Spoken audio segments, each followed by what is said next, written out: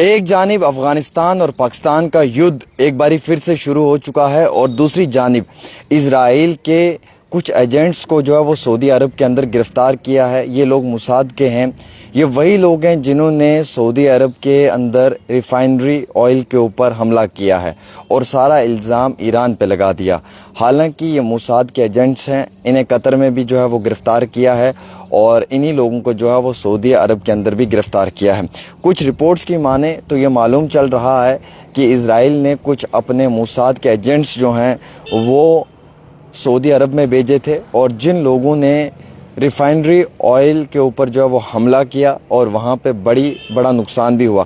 ایسے ہی قطر کے اندر بھی کچھ ریزیڈینشل عمارتوں کو نشانہ بنایا گیا۔ حالانکہ اس کی وضاحت جو ہے وہ ابھی تک مکمل طور کے اوپر کسی بھی میڈیا نے نہیں کی ہے، لیکن یو ایس کے جو یعنی کہ پرانے صحافی بھی ہیں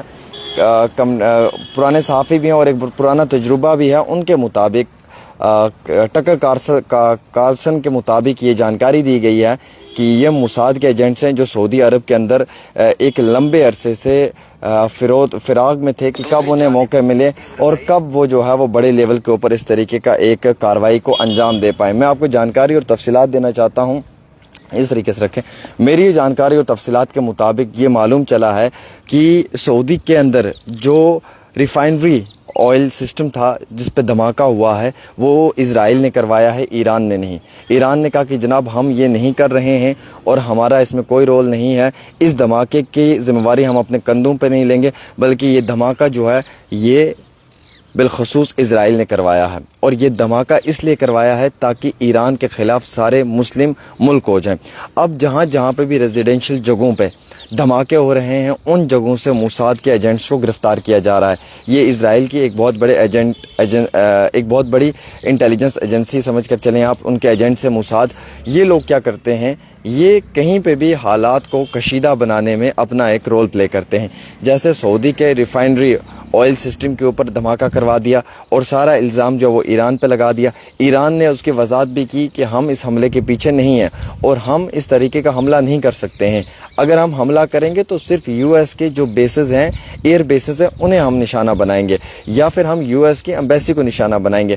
ہم کبھی بھی جو ہے وہ ریزیڈینشل یا کمرشل ایریا کو ٹارگٹ نہیں کرتے ہیں۔ یہ ایران کے سٹیٹمنٹس ہیں، اور پھر انہی سٹیٹمنٹس کی وضاحت جو ہے وہ امریکی ایک صحافی، پرانا جو جرنلسٹ ہے جسے گرفتار بھی کیا ہے ٹرمپ نے، انہوں نے اس چیز کی وضاحت کی۔ ٹکر کارلسن نے انہوں نے بتایا کہ جناب یہ بات بالکل صحیح ہے، یہ موساد کے ایجنٹس ہیں۔ قطر میں بھی ایسے دھماکے ہوئے اور وہ سارے ایران پہ لگا دیے۔ بعد میں ایران نے کہا کہ ہم ایسے ریزیڈینشل ایریاز میں دھماکے نہیں کرتے ہیں، وہاں پہ بھی جو ہے وہ اسرائیلی کچھ ایجنٹس کو گرفتار کیا۔ اب جو گولف نیشنز ہے، یا جیسے ایران ہے، قطر ہے، دوحہ ہے، یو اے ای ہے، کویت ہے، ان سبھی جگہوں پہ جو امریکہ کے جو ایئر بیسز ہیں انہیں تو ایران تباہ کر رہا ہے، انہیں تو نیست نابود کر رہا ہے۔ آج ٹرمپ کو گھٹنوں پہ ٹیکا دیا ہے، آج ٹرمپ اس وار میں سے بھاگنے کی کوشش کر رہا ہے لیکن وہ بھاگ نہیں پا رہا ہے۔ آج 60% سے زیادہ لوگ جو ہیں امریکہ کے اندر وہ ٹرمپ کے خلاف ہو گئے ہیں۔ وہ لوگ کہتے ہیں کہ پیسہ امریکہ کا، ہتھیار امریکہ کا، اکانومی امریکہ کی، ٹیکس امریکہ کا،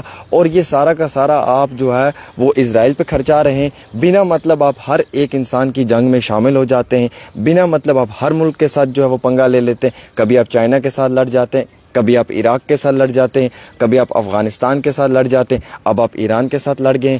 ہم امریکہ کے شہریوں کا یہ مطالبہ ہے کہ جو پریزیڈنٹ ٹرمپ ہیں انہیں اس نیند سے جاگنا چاہیے اور انہیں اس چیز پہ فکر کرنے کی ضرورت ہے کہ وہ اکیلے ایک ایسے کیوں سیاسی چہرہ بن چکا ہے پورے ورلڈ کے اندر جو کسی بھی ملک کی جنگ کے حالات میں کود پڑتا ہے۔ امریکہ کے لوگ آج 60% ناراض ہیں۔ اچھا، ایران کی ملٹری سے جو ہے وہ ایران کے کئی سارے لوگ ناراض ہیں۔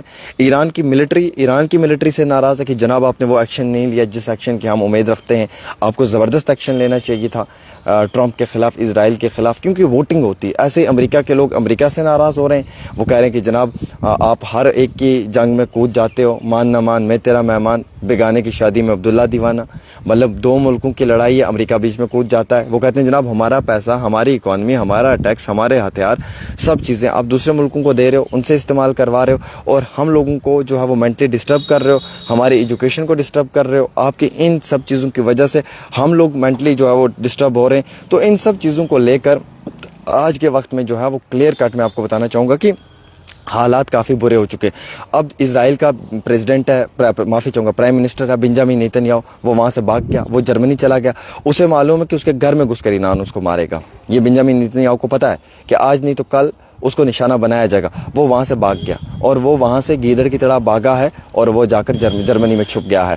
ٹرمپ آپ خود سامنے نہیں آ رہا ہے. ٹرمپ آپ اس وار سے باہر نکلنا چاہتا ہے, وہ خود اس جنگ سے باہر نکلنے کی کوشش کر رہا ہے, لیکن اب نکل نہیں پا رہا ہے کیونکہ ایران نے سبھی جو گولف نیشنز تھے, جو مسلم ممالک تھے جن کے اندر یو ایس کا ایئر بیس تھا, اسے تباہ کر دیا. السلیم کو تباہ کیا کویت میں, الدفارہ کو دوحہ میں تباہ کر دیا, العود کو تباہ کر دیا, U S navy 5th flat Bahrain کے اندر تباہ کر دی, قطر میں تباہ کر دی.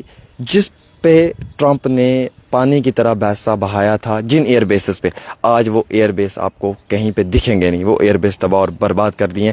کس نے کیے ہیں؟ One and only one, Iran نے. یہ میں آپ کو ایک فیکٹ کی بات بتا رہا ہوں جس پہ آپ کو عمل یا اعتبار کرنا ہوگا.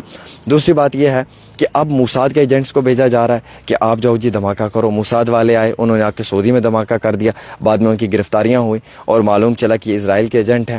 قطر سے اسی طریقے کی گرفتاریاں ہوئی ہیں. کئی سارے نیوز آؤٹ لیٹس نے اس چیز کی وضاحت کی ہے, کئی سارے نیوز آؤٹ لیٹس اس چیز کی وضاحت نہیں کر رہے ہیں. جو امریکی اخبار ہیں یا جو اسرائیلی اخبار ہیں وہ تو نہیں مانیں گے, لیکن جو باقی نیوز چینلز ہیں جیسے ٹائمز آف انڈیا ہے یا باقی ہیں وہ اس کی وضاحت کر رہے ہیں. انہوں نے اپنے آرٹیکلس میں لکھا ہوا ہے. تو یہ حالات اس سمے. دوسری طرف افغانستان اور پاکستان کا پھر سے جنگ شروع ہو گیا. 45 گھنٹوں تک بارڈر کے اوپر شانتی رہی, اب پھر سے گولی اور بارود کی آواز سنائی دے رہی ہے, اور یہ سب چیزیں جو ہے وہ مکمل طور پہ گراؤنڈ کے اوپر بھی دیکھی جا رہی ہیں. تو میں آپ کو کلیئر کٹ یہ بتانا چاہوں گا کہ یہ جو ایک جنگ ہے نا, یہ بڑے پیمانے پہ ضرور دیکھنے کو مل رہی ہے, لیکن مڈل ایسٹ کے اندر اس جنگ کا نقصان ہوگا. گولف نیشنز جتنے بھی مسلم ملک ہیں وہ آج ٹرمپ کے خلاف بھی ہو گئے کیونکہ ٹرمپ کے فیصلوں کی وجہ سے ان کا نقصان ہوا ہے. ایران اکیلے لڑ رہا ہے, ایران کو صرف رشیا اور چائنا سپورٹ کر رہا ہے اور کوئی بھی ملک ایران کے ساتھ نہیں ہے. ایران اب اکیلے جو ہے وہ اس لڑائی میں شامل ہے. کچھ رپورٹس کی مانیں تو کیم یونگ جو نارتھ کوریا کے ہیں, ان کے مطالبہ ہے کہ اگر ایران کو فوج کی ضرورت پڑی تو شاید وہ فوج دینے کے لیے تیار ہیں ایران کے. اور ابھی جو نئے سپریم لیڈر منتخب ہوئے ہیں وہ ہوئے مجتبی حسین علی خامنائی, جو سپریم لیڈر تھے آیت اللہ خامنائی, ان کے دوسرے بیٹے ہیں. انہیں جو ہے وہ ابھی ڈکلیئر کر دیا ہے اور انہیں آفیشیل پوزیشن دی ہے. اب وہ ساری چیزوں کو دیکھیں گے اور وہ سبھی چیزوں کو بڑے قریب سے سوچیں گے اور سمجھیں گے. ایک سوال یہ بھی ہے کہ اس سمے کے حالات جو ہیں وہ کافی زیادہ مڈل ایسٹ کے اندر کشیدہ ہیں. اگر یہ جنگ جاری رہی تو میں آپ کو ایک بات بتا دوں کہ یہ جنگ عظیم بنے گی. اس جنگ سے کافی بڑا نقصان ہوگا مڈل ایسٹ کے اندر. اسٹریٹ آف ہارمز یہ ایک سمندری دروازہ ہے جہاں سے تجارت کا کاروبار ہوتا ہے, جہاں سے ٹریڈ ہوتا ہے, جہاں سے سامان بھیجا جاتا ہے, جہاں سے کارگو شپس آتی ہیں, اسے ایران نے بند کر دیا. صرف رشیا اور چائنا کو کہا ہے کہ ہم آپ کو آنے جانے کی اجازت دیں گے, آپ یہاں سے اپنا تیل وغیرہ لے کر جا سکتے ہو. باقی سب ملکوں کو وارننگ دی ہے کہ اگر آپ کا شپ ہمیں دکھا ہم اڑا دیں گے. ابھی حالیہ ہی سری لنکا کے مقام پہ سمندر کے اندر جو ہے وہ ایران کا سمندری جہاز ڈوب گیا.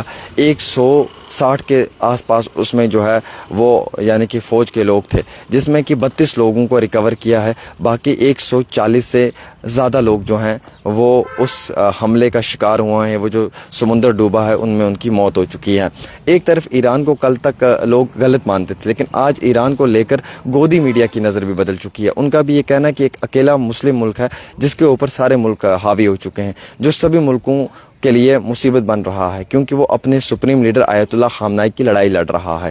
اور اس کا کہنا ہے کہ ہم کسی بھی طریقے سے سرنڈر کرنے کے لیے تیار نہیں ہیں. اب U S president Donald Trump گھٹنوں پہ آ چکا ہے. آپ یقین مانیں وہ نیگوسیشن کرنے کے لیے تیار ہے, وہ ٹیبل ٹاک کرنے کے لیے تیار ہے, لیکن اب جو ہے ایران ٹھینگا دکھا رہا ہے. ایران کہتا ہے میں نے بات ہی نہیں کرنی ہے ٹرمپ کو. مسٹر ٹرمپ ہم بات نہیں کریں گے, ہم جنگ لڑنے کے لیے تیار ہیں, آپ لڑیں.